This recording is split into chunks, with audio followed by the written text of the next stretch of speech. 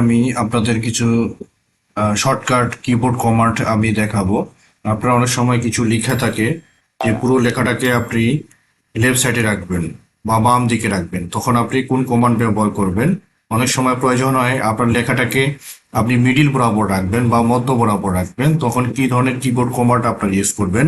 আবার অনেক সময় প্রয়োজন হয় একেবারে আপনি রাইট সাইডে রাখবেন বা ডান দিকে রাখবেন, সেক্ষেত্রে আপনি কোন ধরনের কিবোর্ড কমান্ড ব্যবহার করবেন?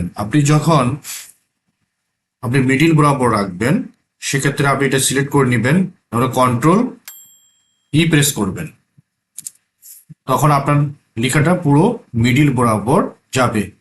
যে লেখাটাকে আপনারা সিলেক্ট করবেন বা কার্সার পয়েন্টটি সেই লেখাটির উপর রাখবেন, সেটি মিডিল বরাবর যাবে। এরপরে আপনি যদি রাইট বরাবর রাখেন বা আপনি ডান বরাবর রাখেন, ডান পাশ বরাবর, সেক্ষেত্রে আপনারা কোনটি প্রেস করবেন?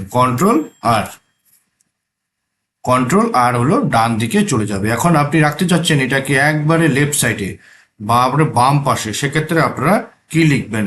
কন্ট্রোল প্রেস করবেন, সেক্ষেত্রে দেখবেন আপনার একেবারেই আপনার বাম পাশে চলে যাবে। তো এইভাবে আপনারা আপনাদের লেখাগুলাকে প্রয়োজন অনুযায়ী আপনার লেফট সাইড, ওটা মিডিল সাইড আর রাইট সাইডে আপনারা ব্যবহার করতে পারবেন। তো এ ছিল আজকের এই ভিডিওতে। ধন্যবাদ সকলকে।